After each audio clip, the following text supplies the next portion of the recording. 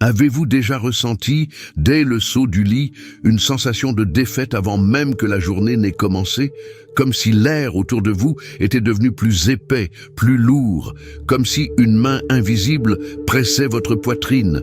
Vous avez prié, vous avez lu la Bible et pourtant la sensation persiste. Ce que je vais vous révéler aujourd'hui est le chaînon manquant que l'ennemi tente désespérément de cacher à l'Église et aux croyants. Ce n'est pas une simple théorie de psychologie moderne, c'est une vérité brute que j'ai vue de mes propres yeux lorsque je servais dans les hautes sphères de l'occultisme avant d'être racheté par la lumière. Il existe un piège tendu dans votre propre garde-robe, quelque chose que vous touchez chaque matin, que vous choisissez avec soin, mais dont vous ignorez la portée spirituelle. Ce n'est pas un grimoire caché, ce n'est pas un talisman ésotérique. C'est quelque chose de tout à fait normal. Ce sont les couleurs que vous revêtez.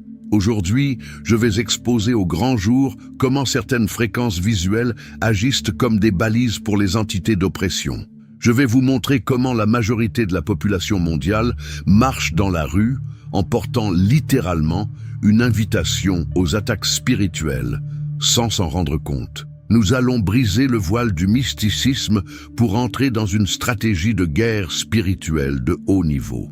Mon but est simple, que vous terminiez cette vidéo non pas avec de la peur, mais avec une autorité telle que l'ennemi n'osera plus s'approcher de votre périmètre.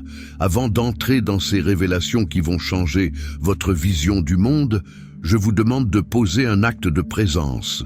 Cliquez sur le bouton « J'aime », non pas pour les statistiques, mais pour signaler votre accord spirituel avec cette vérité. Et écrivez maintenant dans les commentaires votre ville ou votre pays. Je veux voir d'où l'armée de Dieu se lève. C'est une joie immense de savoir que nous formons une barrière de lumière globale. Êtes-vous prêts à cesser d'être des cibles pour devenir des forteresses? Alors, ouvrez bien vos oreilles, car nous commençons maintenant. Partie 1. Le fondement. La langue invisible des couleurs. Pour comprendre l'impact d'une couleur, il faut d'abord détruire une idée reçue. Rien n'est neutre dans la création de Dieu. Absolument rien.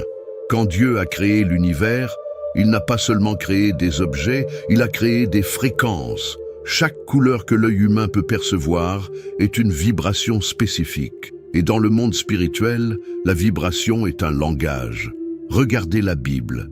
Dieu ne choisit jamais les couleurs au hasard. Pourquoi le tabernacle devait-il être d'un bleu précis, de pourpre et de cramoisi? Pourquoi le grand prêtre portait-il de l'or et du lin blanc? Parce que ces couleurs sont des signatures spirituelles. Elles communiquent la sainteté, la royauté, le sacrifice ou la présence. Si le Créateur utilise les couleurs pour marquer sa présence, sachez que l'ennemi, le grand singe de Dieu, les utilise pour marquer ses cibles. Dans mon ancienne vie, nous apprenions que pour qu'une malédiction ou une oppression colle à une personne, il fallait qu'il y ait une compatibilité d'atmosphère. Si une personne dégage une fréquence de confusion, les esprits de confusion peuvent s'y accrocher. Et qu'est-ce qui nourrit votre atmosphère?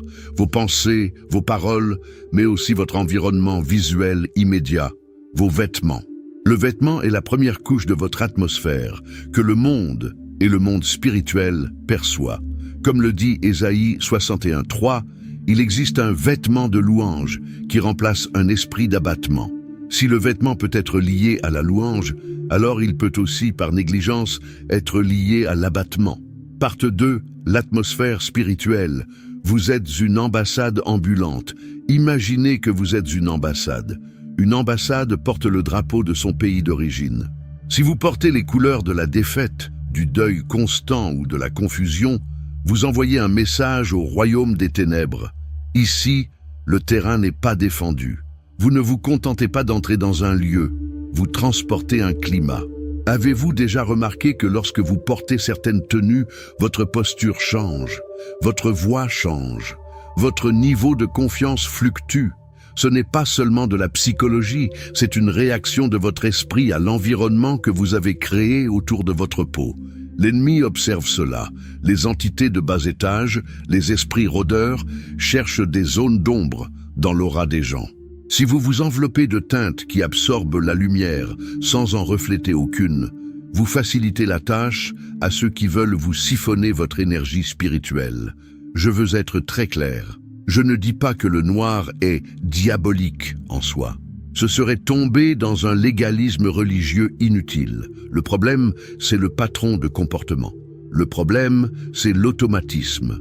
Dans l'occulte, nous cherchions des patterns. Une personne qui porte du noir ou du gris foncé tous les jours, de la tête aux pieds, sans aucun contraste, exprime inconsciemment une volonté de disparaître. Elle exprime une fermeture. Cette fermeture visuelle devient une barrière contre la joie du Saint-Esprit. L'ennemi adore le manque de contraste. Il adore ce qui est terne, ce qui est flou, ce qui n'est pas défini. Pourquoi ? Parce que Dieu est lumière, et dans la lumière, tout est net et vibrant. L'oppression, elle, a besoin de grisaille pour s'installer. Partie 3. Première catégorie, le poids du noir et des tons sombres. Entrons dans le détail technique. Le noir est une couleur qui absorbe toutes les autres fréquences. En physique, le noir est l'absence de réflexion de lumière. Spirituellement, porter du noir en excès, surtout quand on traverse une période de combat, est une erreur stratégique majeure. Pourquoi ? Parce que le noir renforce l'introspection mélancolique. Si vous vous sentez déjà seul, porter du noir va valider ce sentiment d'isolement au niveau de votre subconscient. J'ai vu des sorcières recommander à leurs victimes de s'habiller uniquement de couleurs sombres pour stabiliser leur dépression. En réalité, cela ne stabilise rien, cela scelle l'oppression. Le noir devient une éponge qui retient les énergies négatives de la journée.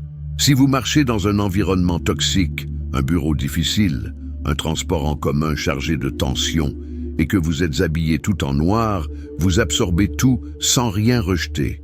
Vous rentrez chez vous chargé de la lourdeur des autres.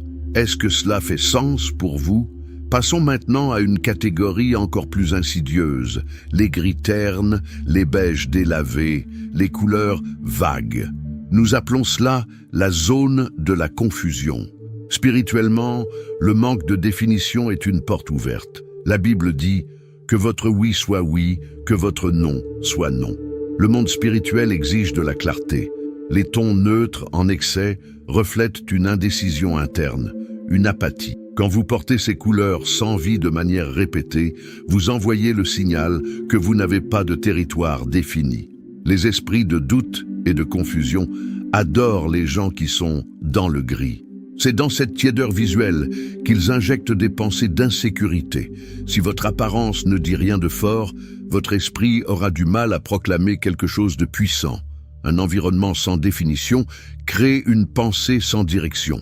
À l'autre extrémité, nous avons les couleurs de haute intensité mal gérées, comme le rouge vif porté dans un état de colère ou d'instabilité. Le rouge est la couleur du sang et de la guerre. Il stimule.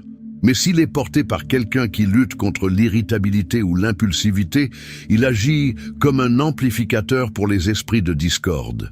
L'ennemi n'a pas besoin de créer un problème. Il lui suffit d'amplifier celui qui existe déjà.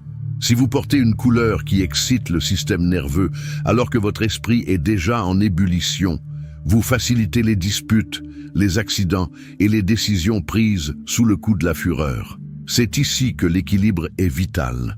La couleur n'est pas le démon, mais elle peut être le carburant que l'ennemi utilise pour brûler votre paix.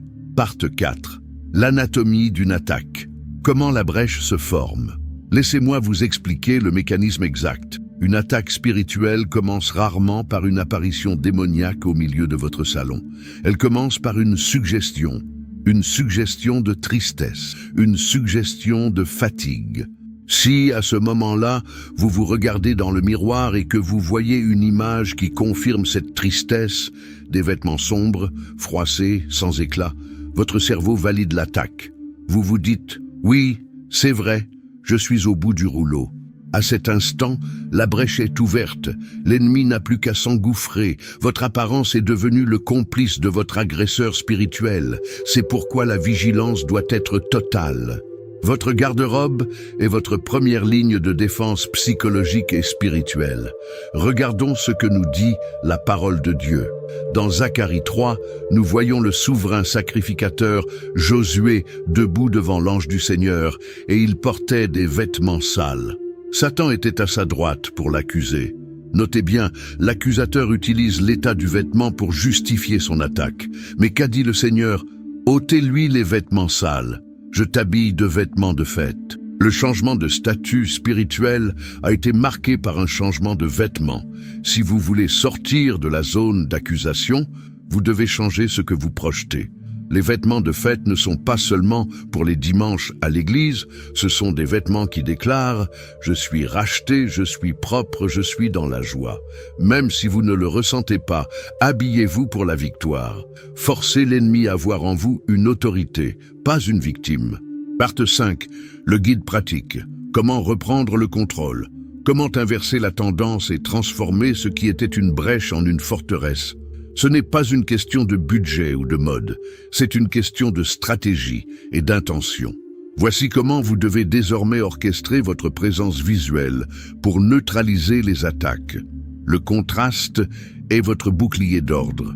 Si vous affectionnez le noir ou les tons sombres, ne les portez plus jamais comme un bloc uniforme. Le noir total est un signal d'absorption. Pour briser cela, introduisez systématiquement une pièce de lumière. Une chemise blanche éclatante, un foulard vibrant ou même un accessoire métallique qui reflète la clarté. Pourquoi? Parce que le contraste symbolise spirituellement la séparation entre la lumière et les ténèbres. En portant du contraste, vous rappelez au monde invisible que vous savez distinguer le bien du mal et que vous n'acceptez pas la confusion.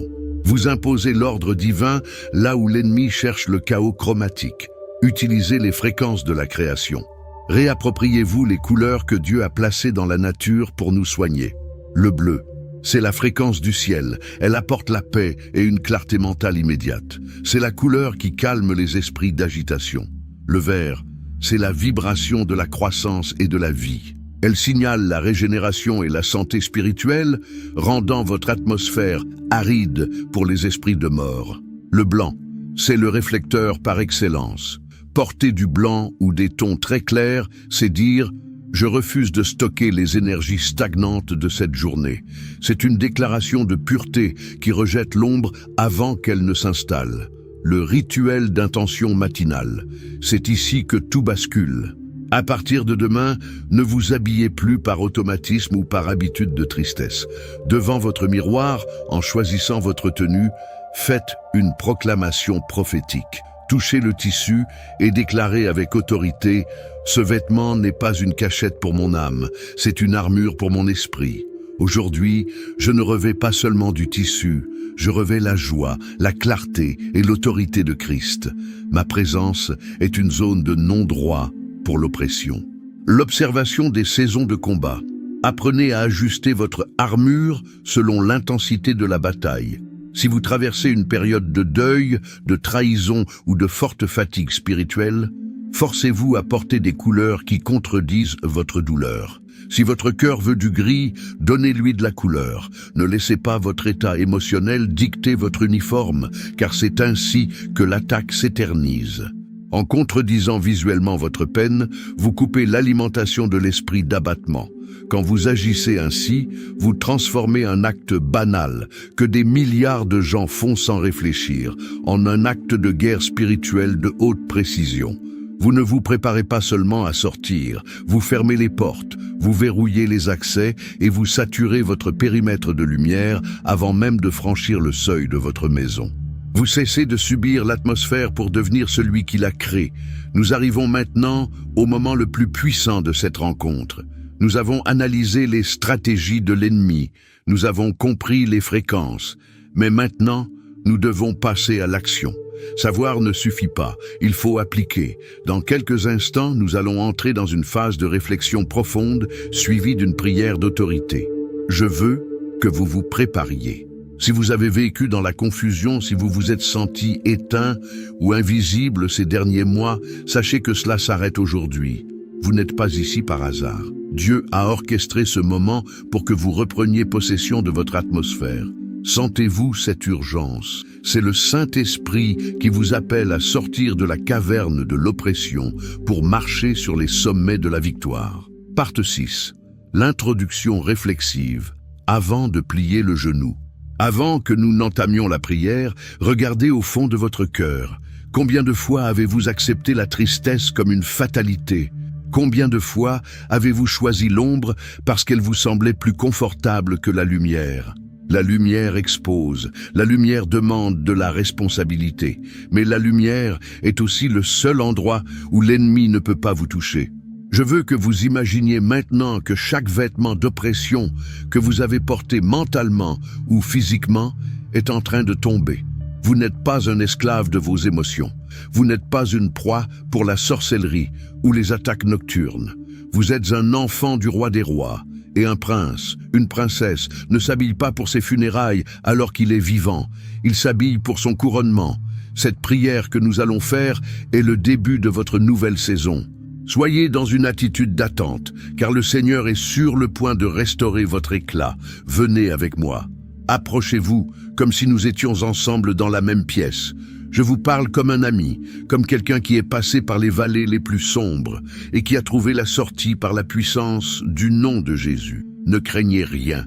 Cette prière est un acte d'amour et de puissance. Fermez les yeux si vous le pouvez. Laissez de côté vos soucis de la journée. Connectez-vous à la source de toute vie. Nous allons sceller cet enseignement dans le monde spirituel. Nous allons dire ensemble au Seigneur que nous reprenons notre territoire. Préparez-vous à répéter ces paroles, non pas avec votre tête, mais avec la force de votre esprit. Seigneur Dieu Tout-Puissant, Créateur du ciel, de la terre et de toutes les splendeurs de la lumière, je viens devant toi aujourd'hui, conscient de mon identité en Jésus-Christ. Je reconnais qu'en tant qu'enfant de Dieu, j'ai reçu l'autorité sur toute la puissance de l'ennemi. Aujourd'hui, je prends cette autorité pour nettoyer mon atmosphère spirituelle. Au nom de Jésus, je renonce à tout esprit d'abattement, de lourdeur et de tristesse. Je brise tout lien que l'ennemi a tenté de tisser autour de ma vie, à travers l'ignorance, la confusion ou la négligence. Je déclare maintenant que mon corps et mon esprit sont des zones interdites aux ténèbres. Je révoque toute permission donnée aux esprits de mélancolie, de peur ou d'échec. Seigneur, purifie ma vision, purifie ma maison, purifie ma garde-robe, que tout ce qui m'entoure commence à vibrer à la fréquence de ta victoire. Je rejette le manteau de la honte et de l'invisibilité. Je décide, par un acte de ma volonté, de revêtir le vêtement de louange. Je décrète que je ne suis plus une cible, mais une menace pour le royaume des ténèbres. Chaque couleur que je porterai, chaque vêtement que je choisirai, sera désormais un rappel de ta présence. Je sors de l'ombre, je sors du gris, je sors de la confusion. Je proclame que ce mois-ci est le mois de mon élévation. Je commande à toute attaque de sorcellerie, de jalousie ou d'oppression de tomber à terre maintenant. Je marche dans la clarté divine. Je suis entouré d'un rempart de feu. Je suis protégé par le sang de l'agneau. Rien ne pourra nuire à ma destinée. Seigneur, donne-moi la sagesse de maintenir cette porte fermée. Que ma présence apporte la vie partout où je vais. Je suis un porteur de ta gloire, et cette gloire brille avec une intensité que l'ennemi ne peut supporter. Au nom puissant de Jésus-Christ. Amen. Respirez profondément. La lourdeur est partie. Ce que nous venons de faire a des répercussions immédiates dans les lieux célestes. Vous n'êtes plus la même personne qu'au début de cette vidéo. Votre conscience a été activée. Maintenant, voici votre instruction. Dans les prochaines 24 heures, faites un changement concret. Choisissez une couleur qui exprime la vie, même si c'est un petit détail. Observez comment vous vous sentez. Vous allez remarquer que les attaques qui semblaient normales commencent à disparaître, car l'ennemi ne trouve plus de point d'ancrage en vous. Continuez à nourrir votre esprit avec la parole et gardez votre atmosphère propre. Vous êtes désormais un guerrier conscient. Je veux maintenant entendre le son de votre victoire. Le monde spirituel réagit aux paroles de foi. Je veux que vous écriviez dans les commentaires une déclaration de guerre et de triomphe. Je dépose le manteau de lourdeur et je revêts la victoire de Christ. En écrivant cette phrase, vous scellez votre engagement. Vous dites aux principautés et aux puissances que votre vie appartient désormais à la lumière sans compromis. Allez-y, utilisez les commentaires pour converser avec notre communauté. Racontez-nous ce que vous avez ressenti pendant la prière. Partagez un témoignage pour fortifier un frère ou une sœur. Soyez cette lumière qui guide les autres. Votre voix a du pouvoir. Si vous avez reçu cette clé aujourd'hui, ne la gardez pas pour vous. Abonnez-vous pour recevoir nos stratégies quotidiennes, car la guerre ne s'arrête pas, mais notre victoire est déjà assurée. Partagez cette vidéo massivement. Envoyez-la à cette personne que vous connaissez et qui est toujours dans le noir, toujours fatiguée, toujours oppressée. Soyez l'instrument de sa libération. Je ne vais pas simplement couper cette vidéo. Je veux vous laisser sur une dernière réflexion. Vous n'avez pas été créé pour vous fondre dans le décor. Vous avez été créé pour dominer votre environnement. Ne craignez plus les couleurs, mais utilisez-les comme les outils du royaume qu'elles sont. Je suis fier de la décision que vous avez prise de rester jusqu'au bout. Cela montre que vous êtes prêts pour des choses plus grandes. Restez ferme, restez dans la joie et surtout, restez dans la lumière. On se retrouve très bientôt pour notre prochain enseignement stratégique. Je vous aime et n'oubliez jamais, vous êtes imbattables avec le Christ. À la prochaine fois.